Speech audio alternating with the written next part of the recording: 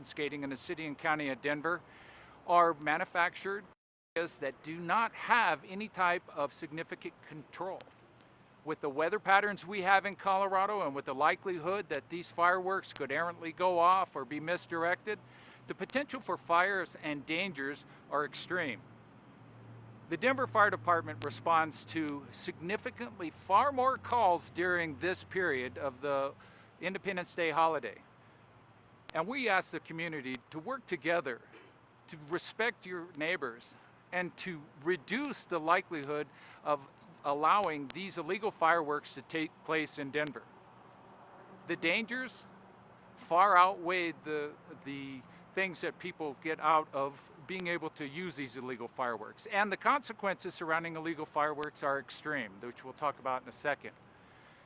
The first negative I want to talk about or to introduce is Noah Imai from the Denver Animal Protection, who's going to talk about the significance of fireworks on our loving pets.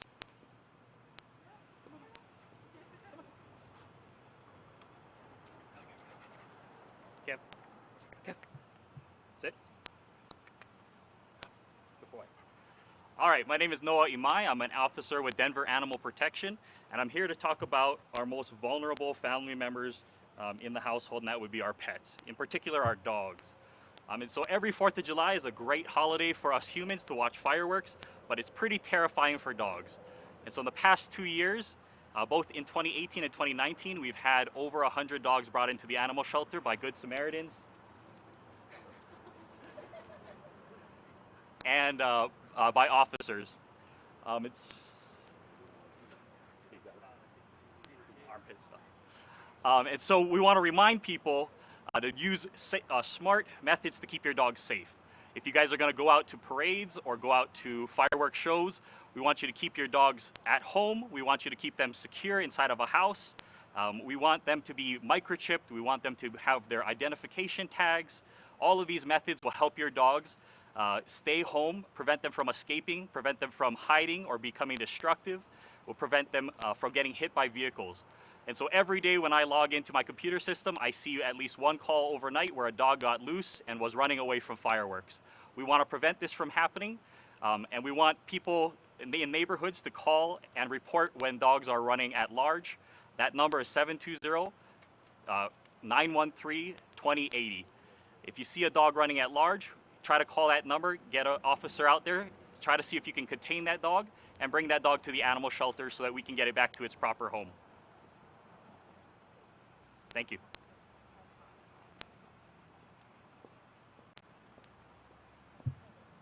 Thank you, Noah.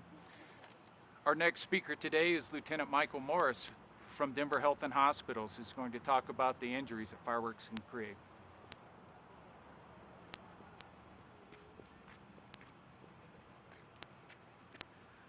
Hi everybody, my name is Mike Morris with the Denver Paramedic Division. I'm an operations lieutenant, and we're very excited that some of the 4th of July festivities will commence. We do want to stress to stay safe, leave the fireworks to the professionals. Some numbers we pulled up in 2018, there was over 9,000 firework related injuries, mostly to the hands, face, and the eyes, and 50% of those were children 18 and under.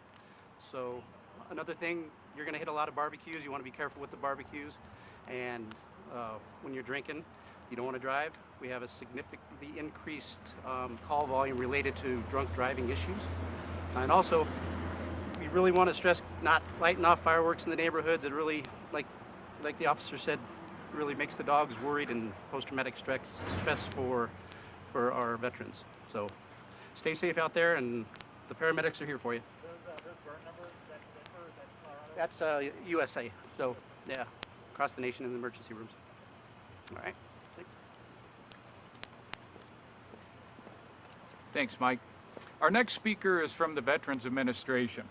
Ben Kramer is going to talk about the significance that legal fireworks can have on our veteran population.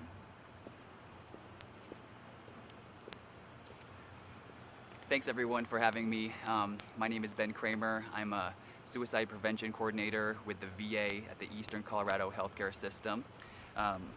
You've already heard from two speakers about the risk of fireworks pose, but one unique impact actually affects our veterans here. Fireworks are clearly a national pastime, something we all enjoy and look forward to. However, the unintended negative impact on our veterans and our community is something that's often overlooked. Many veterans, especially those with a PTSD diagnosis, often struggle with certain triggers. The three most common triggers related to fireworks are the sound, the smell, and the sight. So to you, the sight might be beautiful and the sounds might be fun, but the perception through a veteran's prior traumatic experience, that could be looked very differently to them. It can also cause uneasiness, people get startled, and at worst, flashbacks can occur, which brings veterans back to a prior traumatic time, and it makes them feel like they're living that moment again here in the now. So if your goal is to be considerate of the veterans and help and celebrate the freedom that they fought to preserve, please be considerate of this information. If you or someone you know is struggling with the triggers of fireworks, please know that you are not alone. There are resources available to you. The National Suicide Prevention Hotline is a 24/7 support hotline. You can call, get support if you are distressed during this time period. Pressing 1 will connect you to the Veterans Crisis Line. That number is 1-800-273-8255. And finally, to all the veterans out there, the VA offers comprehensive care for PTSD through our PTSD clinical teams and our PTSD residential teams, as well as a variety of other mental health services. So if you aren't already enrolled, please contact the Rocky Mountain Regional Hospital's Mental Health Clinic. That number is 720-723-7310. If you are already enrolled, great, call your provider if you need additional support. Finally, consider creating a safety plan. It's an individualized plan that helps you get through difficult times and help you get through triggers as they come up during this 4th of July. When it comes to mental health, prevention, being proactive, and using your safety plan is key. Please use your friends and family. They are your support system. Thank you, and the veterans support, or thank you as well. Thank you, Ben. Our final speaker today will be from the Denver Police Department. Commander Mark Fleece is going to talk about the illegalities of the fireworks in Denver. Well, good morning. My name is Mark Fleece. I'm the commander of Police District 4, which is southwest Denver. And in addition to everything that you've just heard dealing with fireworks, with the safety aspect of it, the harm that it does to our animals and those with PTSD, there's the fact that fireworks are illegal in Denver. So there is nothing, any fireworks that are allowed within the city and county of Denver. And if you get caught with either possessing them or lighting them off, you're subject to up to a year in jail and also up to a $999 fine. Over the next course of the next 2 to 3 weeks, we're going to have officers in most areas of the city dedicated to fireworks enforcement. And depending on which area of the city we're in, where we get more complaints, we're going to have more officers dedicated to it. We're also conducting undercover operations for those who are actually involved in the sale and transport of fireworks. So as of yesterday, we have made 4 different arrests for individuals that are actually selling either out of the back of their pickup truck or out of box vans or out of their individual homes, and that is illegal as well. And so we're going to be spending, like I said, a lot of time over the next 2 to 3 weeks trying to identify those individuals in our communities that are doing that. I want to also remind people, folks, residents, that if you're calling in to report fireworks, that it's important that if we're able to issue a citation to any individual who is actually setting off a firework, we actually need witness information to be able to do that. So if somebody calls in, what we really need is an exact specific location where the fireworks are going off, and if the neighbors have that information about who specifically from that location is firing those off, and be willing to sign as a witness on that complaint as well. We have officers in the community that are going to be doing proactive work and we're not necessarily going to rely on residents calling to let us know. So when we're not handling those calls for service that come in, these officers will be proactively looking themselves for anybody who is lighting fireworks off. So any questions? It's going to vary throughout the city. As I said, some areas throughout the city we have more complaints than others. Southwest tends to be one of those areas where the amount of complaints is significant. This year is shaping up for a record year. Through Sunday, our numbers, at least for the first week that we started tracking this, we have a total of 750 complaints. That compares directly to 69 for the same time period a year ago. So for whatever reason, we're seeing a heightened use of fireworks, and it's obviously an issue, a real issue of concern to the community.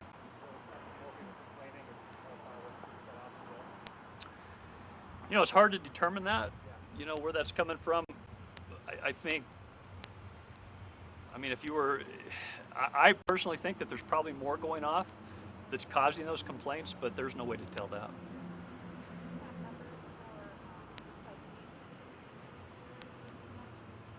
I don't have those numbers yet. We'll tally those up and probably closer we get to the weekend of July 4th, and let you guys know what those are then.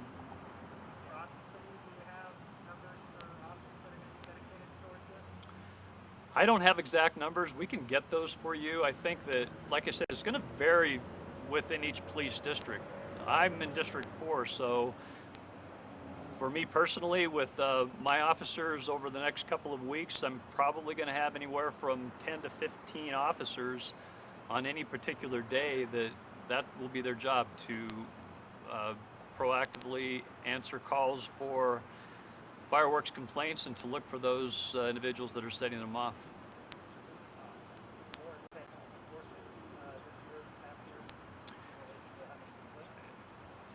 Yes, I think that it will be. And again, I think a lot of that's driven by the number of complaints that we're already receiving.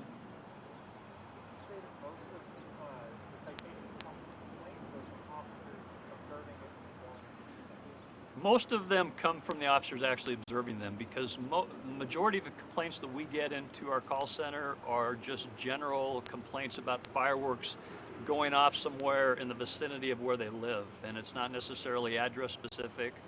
Certainly most of the time it's not individual specific. That's why, just a reminder, if we can get that information, we can take more steps in the way of issuing citations.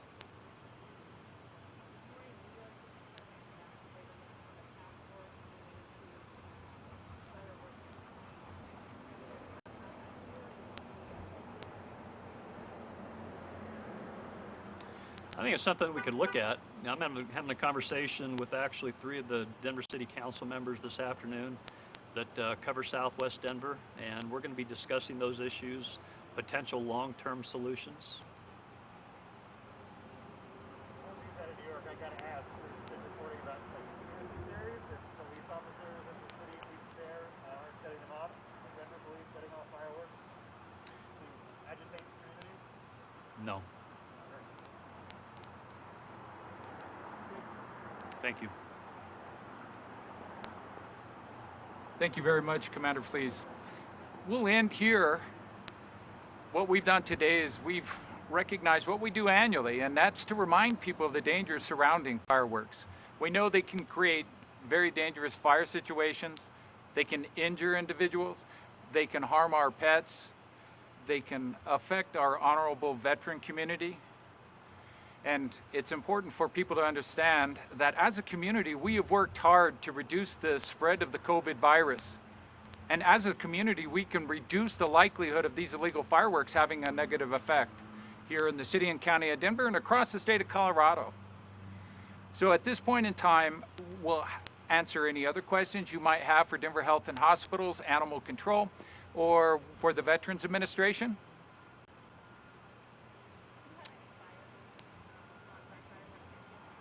Do we have fires caused by fire? Yes, we do. And I don't have the specific numbers because those are dynamic and they happen as we are a very warm day today. Well, I would have to stop. But if you connect with me afterwards, I'll be sure to get you the most appropriate numbers.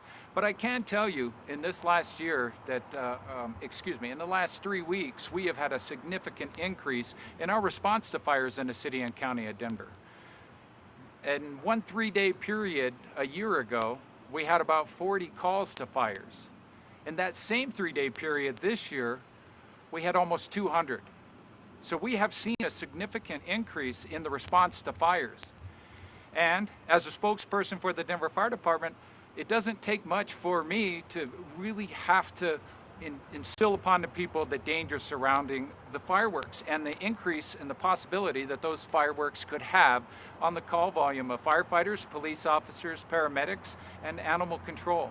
So it's important for all of us to do the right thing and to respect your community, to respect your family and your friends, and to eliminate the use of illegal fireworks in Denver. Craig, is there a rationale for that huge jump in fire response? Bigger pardon, a rationale? Rationale, yeah. Well, just as Commander Fleece spoke, it's difficult for us to really understand what that motivation might be until we analyze the data. So at this point in time, I couldn't tell you exactly why we had that significant increase, but we know that it is a problem, and we know, especially as we get into this warmer weather, where we have the breeze and the very low humidity, that the likelihood for fire spread is increased. So again, as a community, if we work together, we can reduce those fires. Any other questions? So as we end, it's our goal to really re-emphasize the dangers of fireworks. We have a little visual display that we're going to show. And this visual display should be poignant. It should be remarkable in terms of how dangerous fireworks can be. So as we get prepared, if you want to set your cameras up over there for the watermelon.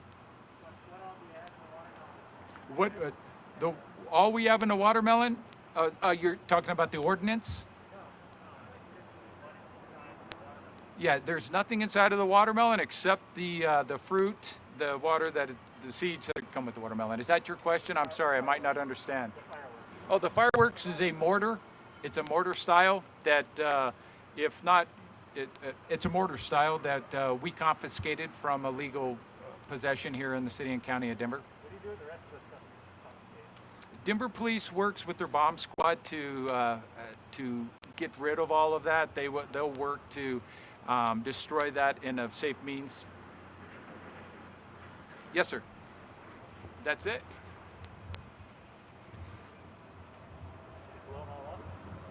I believe they're.